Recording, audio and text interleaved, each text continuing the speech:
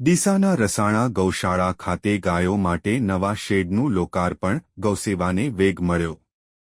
ભારતીય સંસ્કૃતિમાં ગાયને માતાનું સ્થાન આપવામાં આવ્યું છે અને તેને પૂજનીય માનવામાં આવે છે।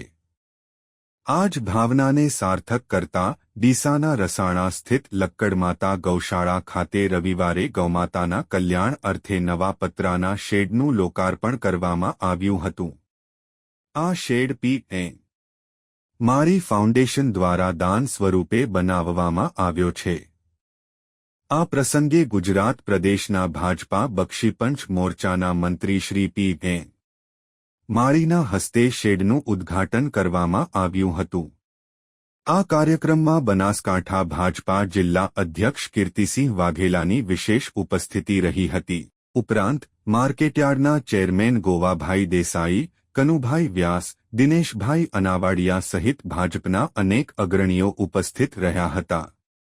આ સેવા કાર્ય શ્રી નગાજી ઉકાજી માળી અને શ્રી પેપીબેન નગાજી માળીના આશીર્વાદ સ્વરૂપે યોજાયો હતો, જે ગૌસેવા પ્રત્યેની તેમની પ્રતિબદ્ધતા દર્શાવે છે। લોકાર્પણ કાર્યક્રમમાં એસ.એમ. માળી, અક્ષય પી. માળી અને કેતન એસ. માળી સહિતના અગ્રણીઓ અને મોટી સંખ્યામાં ગ્રામજનો ઉપસ્થિત રહ્યા હતા। રસાણા ગૌશાળા ટ્રસ્ટ દ્વારા ગૌસેવા માટે કરવામાં આવેલા આ પ્રયાસને સૌએ બિરદાવ્યો હતો।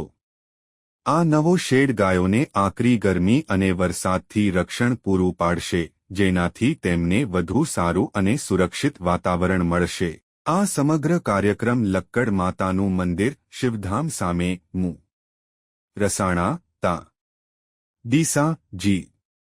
બનાસકાંઠા ખાતે રવિવારે સવારે 10 કલાકે યોજાયો હતો।